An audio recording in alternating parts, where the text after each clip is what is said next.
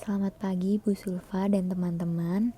Kami dari kelompok 10 dengan anggota saya Alifia Nur Ifani dengan NIM 10, Auradian Parasari dengan NIM 28, Azahra Astiti Anandari dengan NIM 34, dan yang terakhir Bianda Padmanegara dengan NIM 38 izin mempresentasikan hasil diskusi kami mengenai perilaku dalam konteks sosial dan budaya.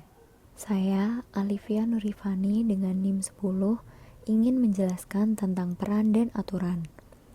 Peran atau role sosial adalah kedudukan yang diatur oleh norma mengenai cara berperilaku dengan orang lain dalam kedudukan atau posisi tertentu. Sedangkan norma sosial adalah peraturan mengenai cara kita berperilaku yang didukung oleh ancaman hukuman apabila kita melakukan suatu pelanggaran dan menjanjikan adanya penghargaan apabila kita mengikuti aturan-aturan yang telah ditetapkan. Norma ini mengatur perilaku kita di masyarakat. Sedangkan peran gender menentukan perilaku yang layak untuk kaum pria dan wanita. Berbagai aspek dari setiap peran harus dilakukan dengan tepat dan sejak dini, karena jika tidak, akan ada hukuman baik secara emosional, finansial, maupun profesional sebagai akibat dari pelanggaran norma karena tidak bertindak sesuai dengan peran kita. Perilaku sesuai peran sosial ini dibentuk oleh budaya tempat tinggal sekitar kita. Nah, budaya sendiri biasa didefinisikan sebagai program dan kumpulan aturan yang diterima bersama dan mengatur perilaku seseorang dalam masyarakat atau komunitas tertentu, serta seperangkat nilai, kepercayaan, dan kebiasaan yang diterima oleh sebagian anggota masyarakatnya. Aturan dalam suatu peran sosial sangat kuat, sehingga seringkali aturan itu menyebabkan seseorang berperilaku tidak seperti diri sendiri. Selanjutnya, terdapat dua penelitian klasik mengenai kekuatan peran sosial dalam kehidupan kita. Penelitian pertama yaitu penelitian mengenai ketaatan. Stanley Milgram pada tahun 1963-1974 melakukan sebuah penelitian.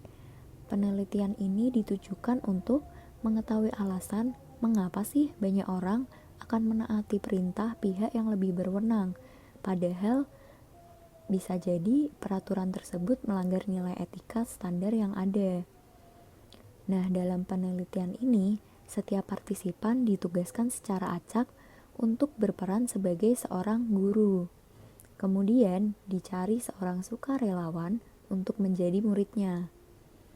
Dalam penelitian ini, ada aturan yang diterapkan, yaitu apabila murid melakukan kesalahan dalam mengingat pasangan kata, maka guru akan memberikan sengatan listrik. Namun, pemeran murid yang sebenarnya itu adalah rekan peneliti, sehingga tidak benar-benar diberikan sengatan listrik. Tapi hal ini tidak diketahui oleh orang yang berperan menjadi guru. Nah, sebelum Milgram melakukan penelitian, Milgram ini melakukan sebuah survei kepada sejumlah mahasiswa, psikiater, dan juga orang dewasa yang berasal dari kelas menengah. Survei ini mengenai berapa banyak orang yang berperan sebagai guru akan terus meningkatkan hukuman hingga taraf tertentu sesuai dengan perintah peneliti meskipun murid sudah patuh dengan gurunya. Milgram bersama timnya kemudian membuat beberapa variasi dari penelitian tersebut untuk mengetahui situasi-situasi yang memungkinkan seseorang ini akan membantah. Nah, ditemukan fakta bahwa orang-orang akan cenderung melawan eksperimenter pada beberapa situasi. Situasi pertama yaitu ketika eksperimenter atau peneliti meninggalkan ruangan. Mereka akan memberikan tegangan yang lebih rendah pada korban, namun tetap melaporkan bahwa mereka mengikuti arahan sesuai prosedur yang ditetapkan. Lalu, keadaan kedua yaitu ketika korban berada pada ruangan yang sama dengan partisipannya. Guru akan memberikan sengatan yang lebih rendah saat disuruh untuk memberikan sengatan listrik secara langsung. Lalu yang ketiga, ketika terdapat dua eksperimenter yang saling bertentangan. Nah, saat ini terjadi, tidak ada satu partisipan pun yang akan memberikan sengatan listrik. Lalu yang keempat, ketika eksperimenter yang meminta mereka untuk melanjutkan hukuman tersebut adalah orang yang biasa atau bukan seseorang peneliti yang berwenang. Lalu yang terakhir, keadaan ketika subjek bekerja dengan teman-teman dekatnya yang menolak untuk melanjutkan penelitiannya. Subjek biasanya akan mendapatkan keberanian untuk melawan karena ada teman-temannya yang di dekatnya.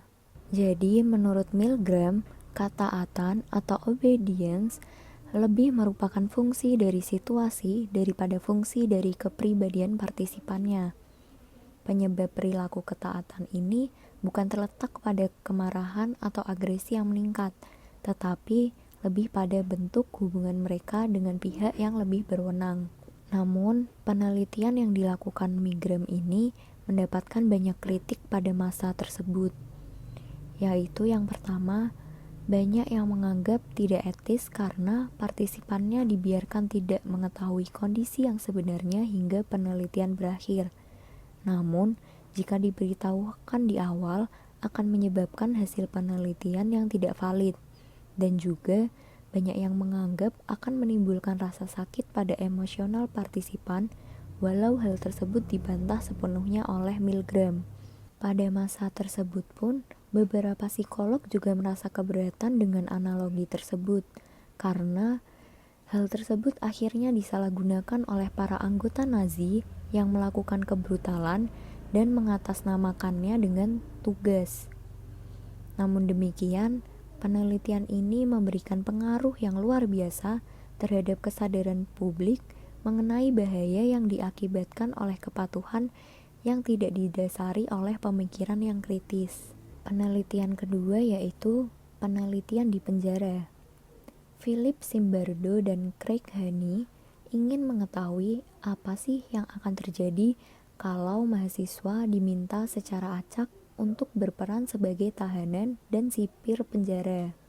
Akhirnya, mereka merancang sebuah penjara yang terlihat sangat nyata di lantai bawah tanah kompleks Universitas Stanford, lengkap dengan sel-sel individual dan seragam yang berbeda bagi tahanan dan sipir penjara. Mahasiswa ini diminta untuk tinggal di sana kurang lebih selama 2 minggu. Namun, dalam waktu yang singkat, banyak dari para tahanan yang merasakan stres dan merasa tidak berdaya. Beberapa dari mereka merasa panik, cemas, dan akhirnya mengundurkan diri dari penelitian ini. Sebaliknya, para pemeran sipir mulai menikmati perannya dan mendapatkan kekuasaan baru mereka. Ada yang bersikap baik untuk membantu para tahanan melewati penelitian ini. Ada juga beberapa yang bertindak keras namun adil sesuai dengan aturan yang ada. Tapi kebanyakan dari pemeran sipir itu menjadi sangat kasar dan sering menjatuhkan hukuman bahkan saat para tahanan sedang patuh. Dan ada juga salah satu pemeran sipir yang menjadi sangat sadis dengan memukulkan tongkat ke telapak tangan dengan janji akan segera membebaskan tahanan untuk melakukan tindakan yang tidak terpuji. Lalu, peneliti menunjukkan potongan video penelitian kepada berbagai generasi mahasiswa dan juga masyarakat umum. Banyak yang merasa emosional ketika melihat potongan video tersebut, dan hal itu menunjukkan hasil bahwa peran seseorang dapat mempengaruhi perilaku mereka. Seperti contohnya, agresivitas pada sipir penjara karena mereka yang berperan sebagai sipir menggunakan seragam sipir dan memiliki pengaruh kekuasaan yang otoritas terhadap tahanan. Haney dan Zimbardo pada tahun 1998. Perkenalkan, nama saya Bianda Padmanegara dengan NIM Y01200038 akan menjelaskan mengapa seseorang taat. Setelah tadi kita mendengarkan penjelasan dari rekan saya, pasti sekarang kita bertanya-tanya dong, kenapa sih seseorang tuh bisa taat kepada suatu norma, bisa melakoni atau menjalani sebuah peran atau bisa beradaptasi dengan kebudayaan-kebudayaan yang ada di sekitar mereka. Jadi, biasanya kepatuhan itu kan ditunjukkan kepada figur yang berkuasa atau norma-norma yang berlaku pada sebuah situasi. Tapi sebenarnya, hal ini tidak selalu berbahaya atau buruk. Sampai dengan suatu tingkatan tertentu, kepatuhan terhadap aturan justru diperlukan, bahkan memberikan banyak manfaat bagi individu-individu maupun masyarakat. Seperti contohnya, sebuah bangsa itu tidak dapat berjalan dengan baik apabila setiap masyarakatnya tuh suka melanggar, seperti suka menyakiti satu sama lain, tidak membayar pajak, membuang sampah sembarangan. Itu kan pasti membuat dampak negatif, dan diperlukan suatu norma yang bisa membatasi ruang gerak masyarakat agar tidak melakukan hal-hal yang dapat merugikan. Contoh lainnya, sebuah organisasi juga tidak bisa berfungsi bila seluruh anggotanya bekerja hanya ketika mereka ingin bekerja. Pasti diperlukan seseorang yang bisa mengasih perintah gitu loh, kayak oke, sekarang kerja gitu, dan anggota organisasinya harus taat. Namun tidak bisa dipungkiri memang ketaatan memiliki sisi buruk. Seperti sepanjang catatan sejarah, kata-kata saya hanya akan mengikuti perintah memberikan pembenaran atas perilaku atau tindakan yang didasarkan pada perintah yang bodoh, destruktif, ataupun ilegal. Ada penulis yang bernama C.P. Snow pernah melihat gejala bahwa lebih banyak ditemukan kejahatan atas dasar ketaatan pada perintah dibandingkan dengan kejahatan yang dilakukan karena pemberontakan pada perintah. Kebanyakan orang mengikuti perintah karena adanya konsekuensi yang jelas atas ketidaktaatan. Seperti mereka akan diskors dari sekolah, dipecat dari pekerjaan, atau ditahan. Mereka mungkin juga taat karena berharap untuk dapat mencapai kondisi tertentu, seperti disukai banyak orang, mendapatkan keuntungan tertentu, atau promosi dari pihak otoritas, maupun mendapat pelajaran berharga dari pengalaman pihak berwenang tersebut. Namun demikian, kebanyakan orang taat pada perintah karena mereka percaya dengan apa yang diucapkan oleh penguasa. Mereka taat bukan hanya karena berharap mendapatkan manfaat yang jelas, tetapi juga karena mereka menghormati dan menyukai sosok penguasa tersebut, serta menghargai hubungan dengannya. Kemudian muncullah pertanyaan, mengapa orang-orang tetap taat walaupun tidak suka, bahkan ketika ketaatan memaksa mereka untuk mengabaikan nilai pribadi yang mereka miliki dan melakukan kejahatan? Para peneliti yang melihat pada konteks sosial dari perilaku mengarahkan perhatian kita pada beberapa faktor yang mungkin menyebabkan orang taat ketika mereka sebaiknya tidak taat. Faktor yang pertama adalah melempar tanggung jawab kepada pihak otoritas. Salah satu cara yang umum digunakan seseorang untuk membenarkan perilakunya adalah dengan melempar tanggung jawab atas perilaku mereka pada pihak otoritas, sehingga menjauhkan diri mereka sendiri dari tanggung jawab atas perilaku mereka sendiri. Seperti contohnya, kalau misalnya kita lihat dari penelitian Milgram, sering ada orang berkata seperti ini salah Anda, bukan salah saya, atau itu masalah dia, saya hanya mengikuti perintah. Menurut Milgram, itu adalah salah satu tindakan pengecut tapi sering dilakukan oleh orang-orang gitu. Terus yang kedua, ada terbiasa melakukan tugas tertentu. Ketika tindakan orang-orang menganggap tindakannya merupakan sebuah tugas rutin atau peran yang dijalankan, perilaku mereka akan mulai mereka nilai sebagai perilaku yang normal. Mereka hanya menganggap, ya udah, ini hanya sekadar sebuah pekerjaan yang harus dilakukan. Kesibukan yang menyita waktu mengalihkan mereka dari keraguan atau pertanyaan etis yang mungkin muncul, dan hal ini membuat mereka tidak memerhatikan detail yang dapat merusak gambar secara keseluruhan. Seperti contohnya kalau kita ambil dari penelitian Milgram lagi, beberapa orang tuh terpaku pada tugas pembelajarannya dari eksperimen ini, sehingga mereka mengabaikan pertimbangan moral mengenai permintaan si murid untuk dilepaskan. Yang ketiga, ada ingin terlihat sopan. Sopan santun dapat melindungi perasaan seseorang dan memungkinkan adanya peradaban serta hubungan antar manusia. Tetapi, begitu orang-orang terperangkap dalam peran yang mereka anggap benar dan mulai menaati otoritas yang mereka anggap benar pula, sopan santun tersebut membuat mereka terperangkap dalam kepatuhan yang lebih jauh lagi. Mereka tidak mau merusak hubungan baik atau memancing keraguan para ahli atau bersikap kasar karena mereka tahu bahwa hal tersebut dapat membuat mereka tidak disukai atau dibenci. Kalau kita lihat dari eksperimen Milgram, ada contohnya seorang partisipan pria terus memprotes dan bertanya kepada eksperimenter mengenai instruksi yang diberikan, tapi dia tetap mematuhi perintah. Bahkan ketika korban sudah tampak pingsan karena kesakitan, dia berpikir bahwa dia telah membunuh seseorang gitu, kata Milgram. Tapi dia tetap menggunakan bahasa yang sopan. Kemudian ada terjebak atau entrapment. Entrapment adalah proses di mana individu meningkatkan komitmennya terhadap suatu tindakan sebagai upaya pembenaran atas apa yang telah mereka korbankan untuk tindakan tersebut. Tahap pertama entrapment tidak memberikan pilihan yang sulit, tetapi satu langkah memancing langkah berikutnya. Dan sebelum Anda menyadari, Anda harus melakukan suatu tindakan yang menyebabkan masalah.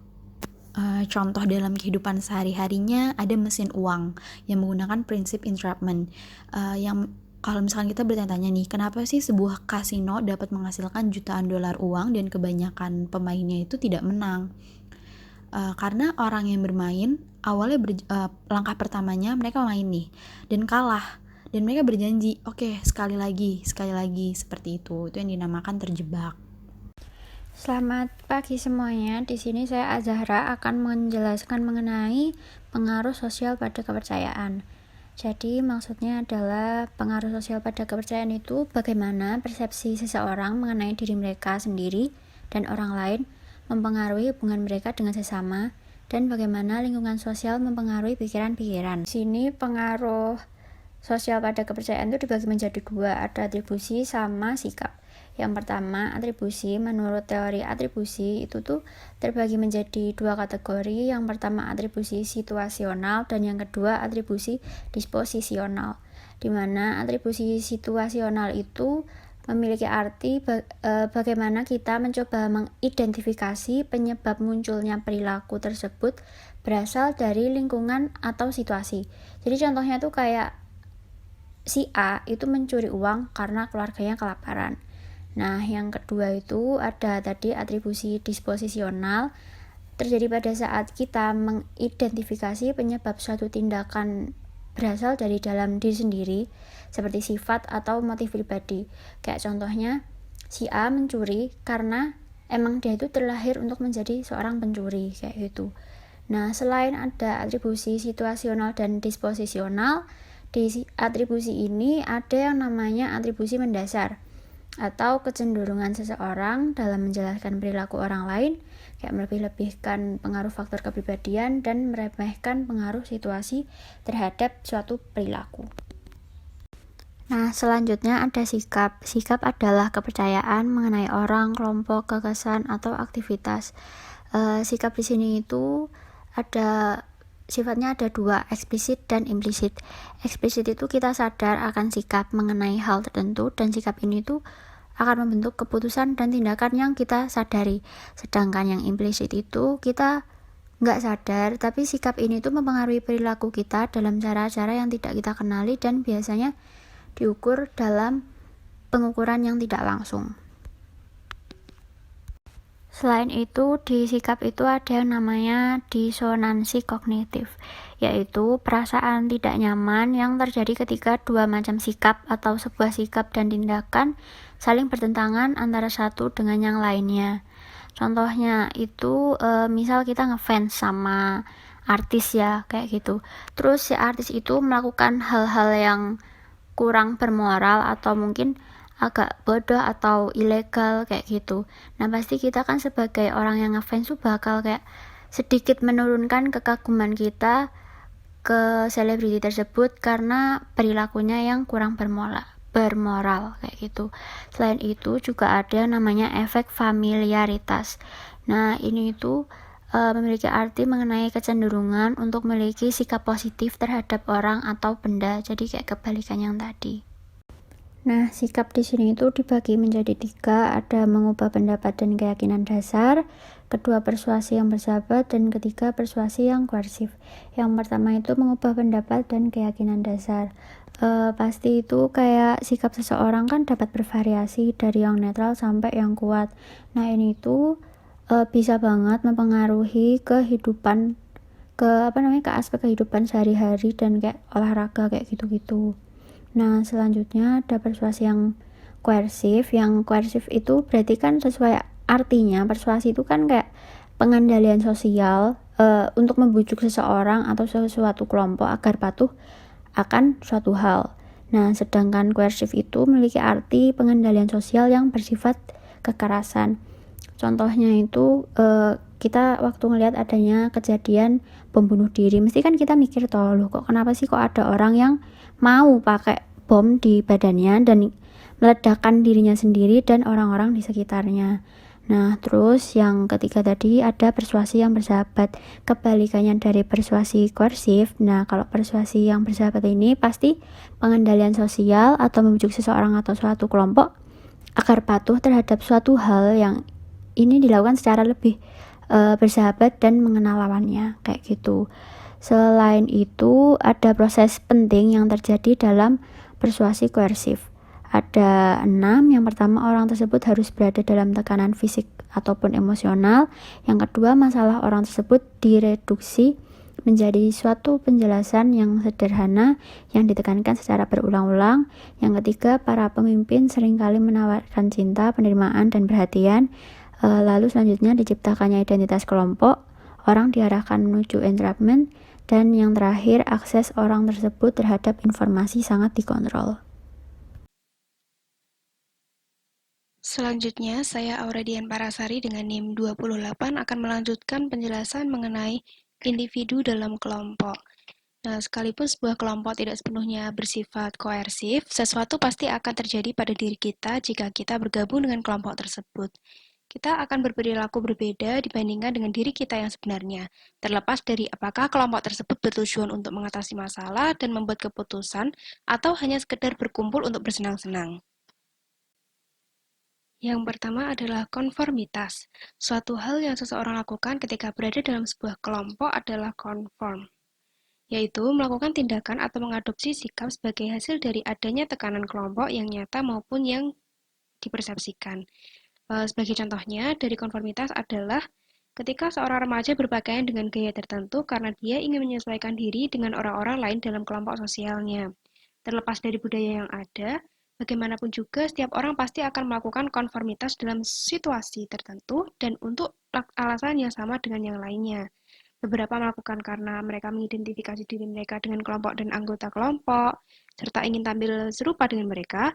Beberapa orang berharap untuk disukai, beberapa orang percaya bahwa kelompok memiliki pengetahuan yang lebih banyak dibandingkan pengetahuan mereka sendiri, dan beberapa lagi melakukannya karena keinginan pribadi untuk mempertahankan pekerjaan mereka, agar dapat dipromosikan, atau agar dapat memenangkan pemilihan umum.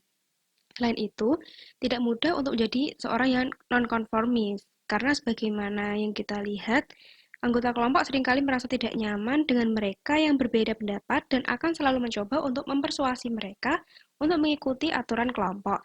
Nah, bila persuasi dengan cara yang baik itu dirasa gagal, maka bisa saja kelompok itu menghukum, mengisolasi, atau menolak mereka yang tidak mau melakukan konformitas ini. Seperti juga kepatuhan, konformitas itu memiliki sisi positif dan negatifnya. Masyarakat akan berfungsi dengan lebih baik ketika orang-orang tahu bagaimana berperilaku dalam situasi tertentu, dan ketika mereka memiliki kesamaan sikap dan tata cara dalam berperilaku. Konformitas dalam berpakaian, pilihan hidup, dan ide-ide yang ada menunjukkan adanya persamaan seirama dengan rekan-rekan dan kerabat kerja. Namun, konformitas juga dapat menghambat kreativitas berpikir kritis. Dalam kelompok, banyak orang yang akan menyangkal kepercayaan pribadi mereka dan sepakat akan pemahaman yang tidak masuk akal yang bahkan bertentangan dengan nilai-nilai pribadi mereka agar sama dengan kelompok mayoritas. Selanjutnya adalah pikiran kelompok. Kelompok yang diisolasi dari pandangan lainnya rentan terhadap terjadinya pikiran kelompok atau kecenderungan sebuah kelompok untuk berpikir serupa dan membatasi mereka. Prosedur ini seringkali menghasilkan keputusan yang tidak tepat karena anggota kelompok gagal melihat dengan bukti yang nyata. Menurut Irving Janis, pikiran kelompok muncul ketika kebutuhan kelompok akan mencapai mufakat melebihi kebutuhan kelompok akan keputusan yang bijak. Simptom dari pikiran kelompok adalah sebagai berikut. Yang pertama, adanya ilusi bahwa kelompok tidak rawan atau rentan. Kelompok percaya bahwa mereka tidak akan melakukan kesalahan dan 100% benar dalam pengambilan keputusannya. Yang kedua, pencarian informasi yang bias. Kelompok tidak akan mencari pendapat ahli dari luar kelompok yang mungkin menentang asumsi-asumsi kelompok atau mempertanyakan keputusan kelompok. Yang ketiga, pembatasan diri. Orang yang berbeda pendapat memutuskan untuk tetap tidak berbicara daripada membuat permasalahan, melukai perasaan teman, atau mempermalukan diri. Poin keempat, tekanan pada mereka yang berbeda pendapat untuk melakukan konformitas. Pemimpin kelompok mengolok atau mempermalukan mereka yang berbeda pendapat atau memberi tekanan pada mereka untuk menaati aturan yang ada. Dan yang terakhir, ilusi adanya kesamaan pendapat yang mutlak. Dengan mencegah adanya pendapat yang berbeda dan gagalnya memasukkan pertimbangan tindakan lain yang mungkin dilakukan, pemimpin kelompok dan para anggota kelompok menciptakan ilusi adanya konsensus. Orang bahkan dengan eksplisit meminta mereka yang diduga berbeda pendapat untuk tetap diam.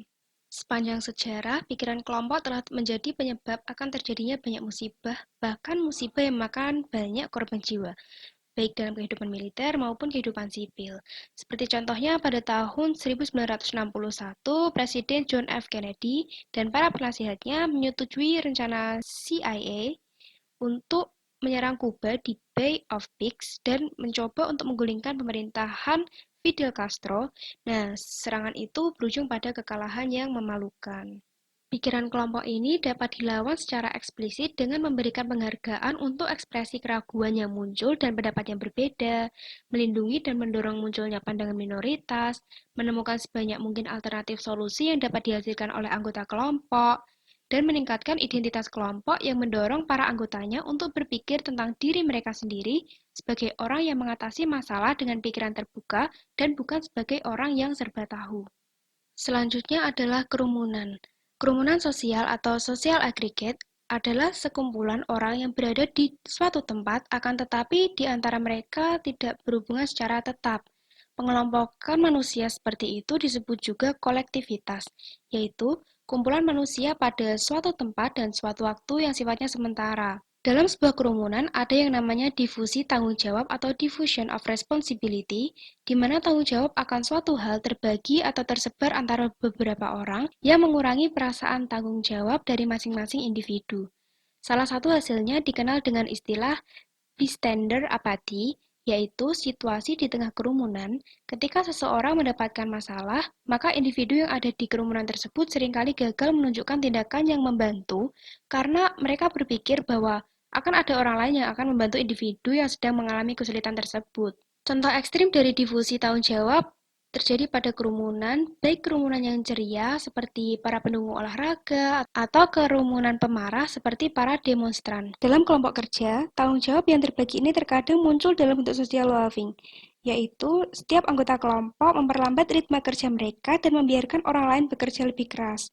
Social loving lebih mungkin terjadi ketika setiap anggota kelompok secara individu tidak bertanggung jawab atas pekerjaan yang mereka lakukan, entah karena ketika seseorang merasa bahwa bekerja lebih keras hanya akan bertumpang tindih dengan usaha rekan kerja mereka, atau ketika seseorang merasa bahwa orang yang lain hanya akan sekedar menjadi pembonceng, atau ketika pekerjaan tersebut tidak menarik. Dalam kumpulan massa seperti ini, orang-orang ini seringkali kehilangan kesadaran akan individualitas mereka dan mereka menyerahkan diri mereka sepenuhnya pada suasana hati dan tindakan kerumunan tersebut. Sebuah keadaan yang disebut sebagai deindividuasi atau deindividuation. Deindividuasi sendiri merupakan keadaan dalam kelompok atau kerumunan orang di mana terjadi kehilangan kesadaran akan individualitas seseorang. Selanjutnya adalah anonimitas dan tanggung jawab. Nah, pada proses deindividuasi itu biasanya meningkat ketika orang merasa tidak dikenali atau anonim, seperti pada kelompok massa atau kerumunan orang, maupun ketika mereka menggunakan topeng maupun seragam tertentu. Dalam beberapa situasi, norma kerumunan massa dapat membawa orang-orang yang mengalami deindividuasi untuk berperilaku secara agresif, tapi pada situasi lainnya, kerumunan orang itu dapat meningkatkan kemungkinan seseorang membantu orang lain. Nah, di sini tuh dapat mempengaruhi tanggung jawab mereka juga. Jadi, terkadang orang yang melakukan tindakan secara agresif itu tidak mau mengambil tanggung jawab. Lalu muncul sebuah pertanyaan nih, nah, apakah individu yang berada dalam kerumunan massa harus ditangkap sebagai bentuk pertanggungjawaban atas tindakan terdeindividuasi yang membahayakan mereka ataukah tidak? Nah, lalu ada kasus di Afrika Selatan bertahun-tahun lalu mengenai 6 orang warga kulit hitam dari kota yang miskin dituduh melakukan pembunuhan atas seorang wanita kulit hitam berusia 18 tahun yang memiliki hubungan gelap dengan seorang petugas polisi yang dibenci.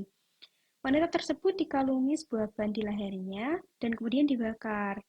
Keenam orang ini terbukti melakukan pembunuhan, tapi hukuman mereka diubah menjadi hanya 20 bulan tahanan ketika seorang psikolog sosial dari Inggris bernama Andrew Coleman memberikan kesaksian bahwa deindividuasi harus dipertimbangkan untuk mengurangi kesalahan moral dari tindakan mereka. Menurut Andrew, orang-orang muda ini terbawa oleh perilaku yang tidak dipikirkan yang terjadi ketika mereka berada dalam kerumunan dan karenanya tidak sepenuhnya bertanggung jawab atas tindakan mereka. Seorang ilmuwan sosial Afrika, Pumla Gobodo Madikizela, tidak setuju dengan hal ini. Dia mewawancarai beberapa dari orang yang dituduh melakukan pengalungan ini dan menemukan bahwa mereka tidak benar-benar berpikir saat terjadinya kejadian tersebut.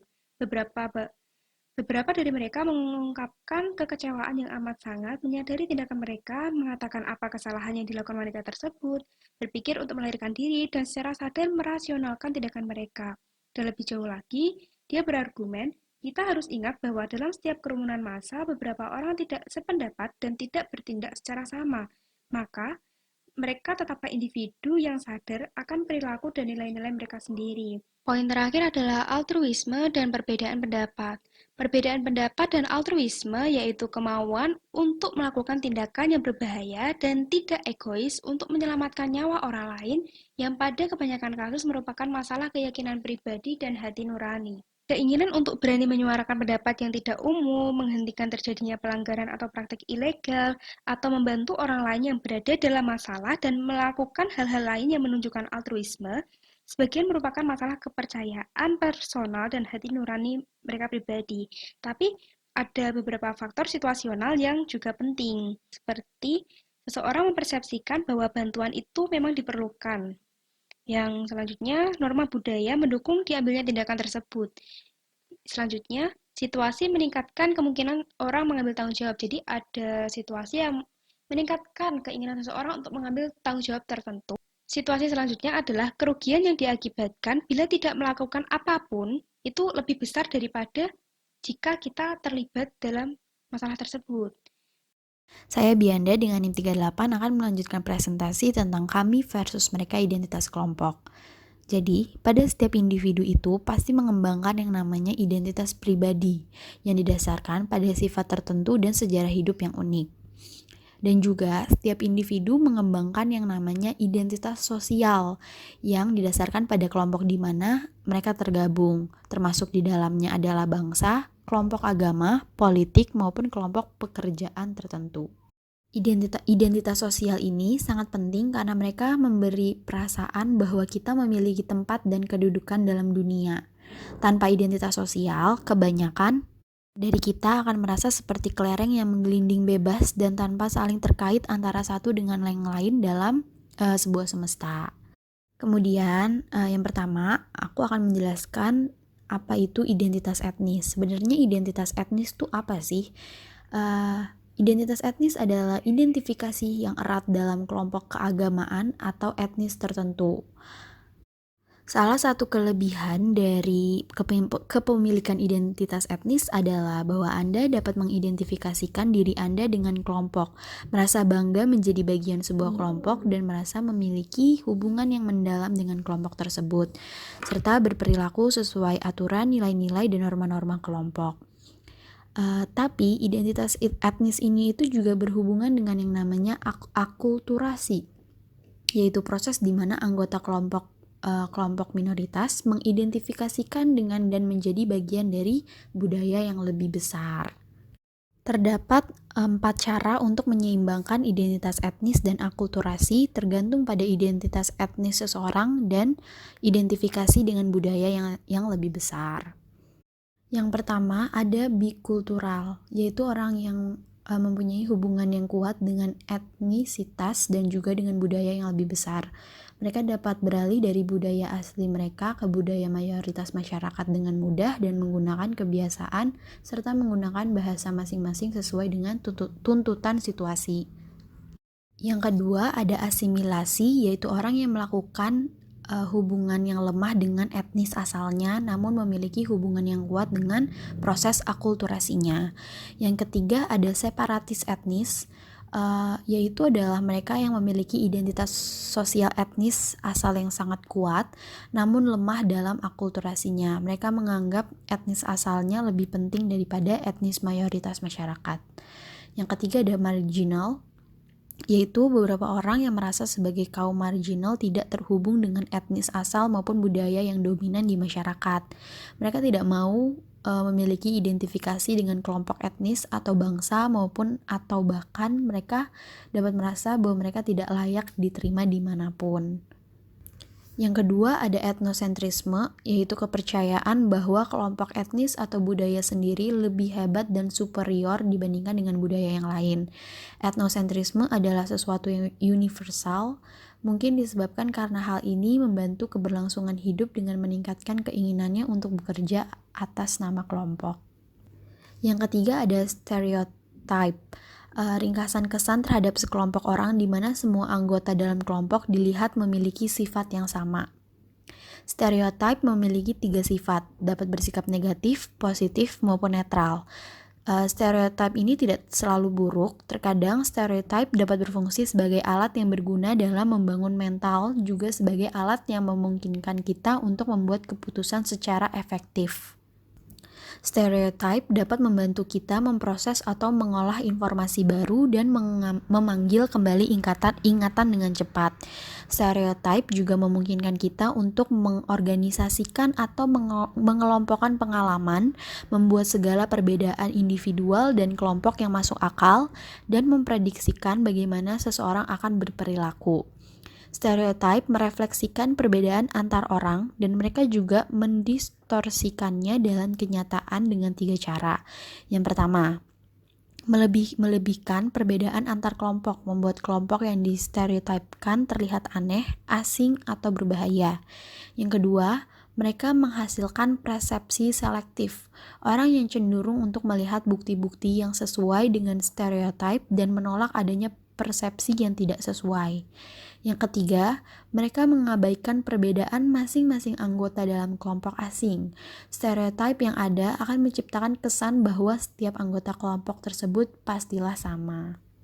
Oke, di sini saya Azhara akan menjelaskan mengenai konflik kelompok dan prasangka. Prasangka atau prejudice adalah stereotip negatif dan ketidaksukaan atau kebencian yang kuat dan tidak rasional terhadap suatu kelompok. Ciri khusus dari prasangka pastinya tuh nggak ada bukti yang konkret, jadi nggak bisa dilawan dengan cara mengajukan bukti-bukti. Prasangka adalah suatu fenomena yang universal karena hal ini memiliki banyak sumber dan fungsi, baik psikologis, sosial budaya, dan ekonomi. Berdasarkan asal muasal prasangka dibagi menjadi 3, psikologis, sosial budaya, dan ekonomi. Yang pertama adalah psikologis. Di sini tuh bagaimana orang-orang meningkatkan perasaan rendah diri dengan mengembangkan ketidaksukaan atau kebencian pada kelompok yang mereka lihat sebagai suatu kelompok yang lebih rendah atau inferior. Terus yang kedua adalah fungsi sosial dan budaya.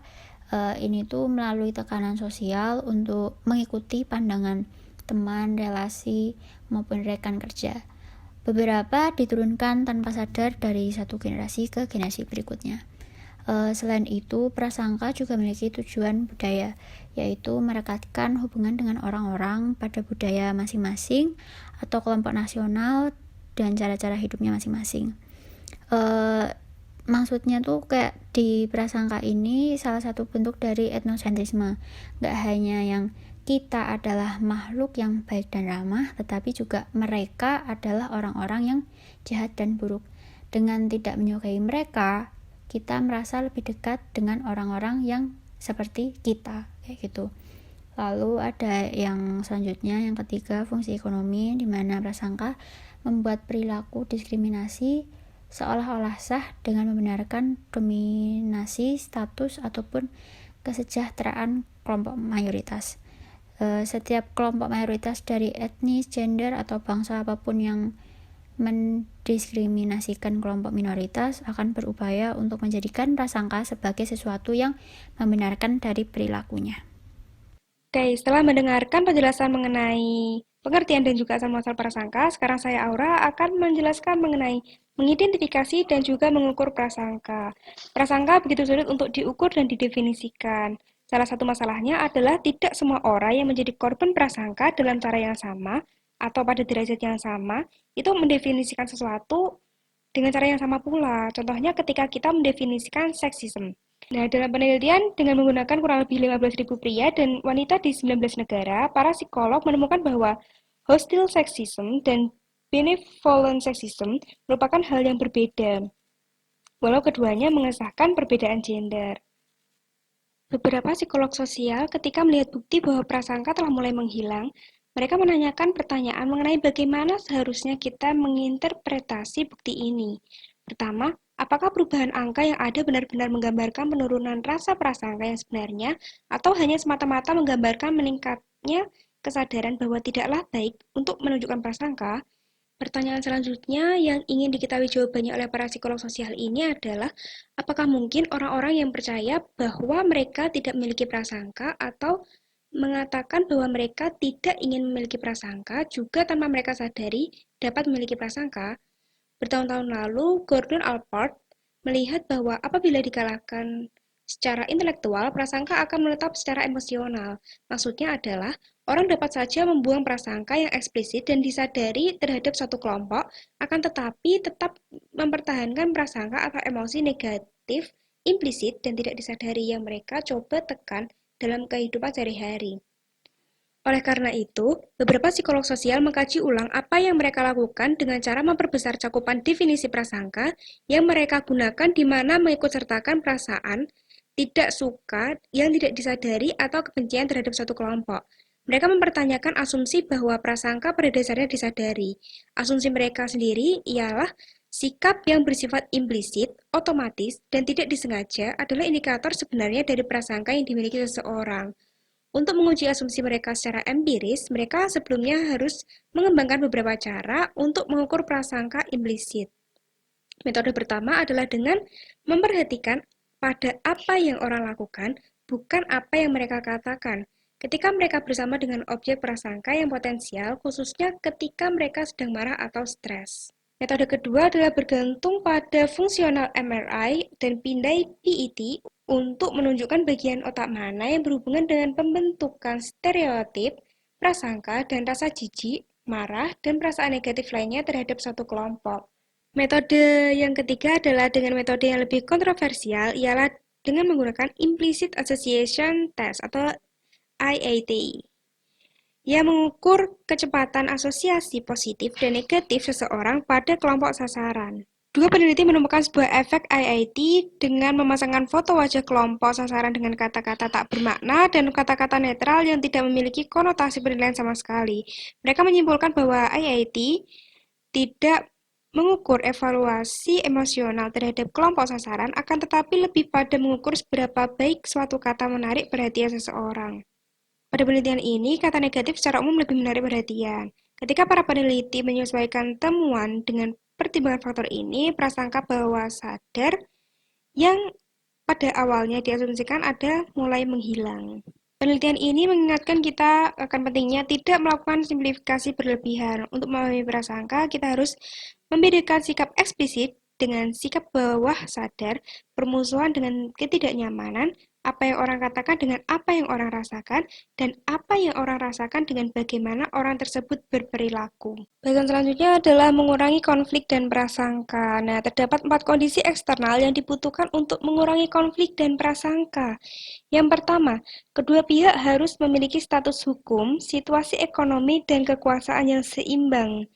Yang kedua, kedua pihak harus mendapat dukungan dalam bentuk moral maupun legal dari pihak otoritas dan institusi budaya. Yang ketiga, kedua pihak harus memiliki peluang untuk bekerja sama dan bersosialisasi bersama. Dan yang terakhir, Mereka harus bekerja sama untuk mencapai tujuan bersama. Selanjutnya pertanyaan mengenai karakteristik dasar manusia. Walaupun banyak orang yang percaya bahwa hanya orang-orang jahat saja yang melakukan hal-hal buruk, namun prinsip-prinsip psikologi sosial dan budaya menunjukkan bahwa dalam kondisi tertentu, orang-orang baik juga dapat melakukan hal-hal yang buruk. Setiap individu dipengaruhi oleh aturan-aturan dan norma-norma budaya, dan setiap orang dipengaruhi pada derajat tertentu oleh proses-proses sosial lainnya, termasuk kepatuhan terhadap otoritas, konformitas, persuasi, bystander apati, pikiran kelompok, deindividuasi, etnosentrisme, penciptaan stereotip, dan juga prasangka. Berikut presentasi dari kelompok kami. Kurang lebihnya kami mohon maaf dan terima kasih atas perhatian semuanya. Dan jika ada pertanyaan, silahkan bertanya sesuai prosedur yang ditetapkan. Terima kasih.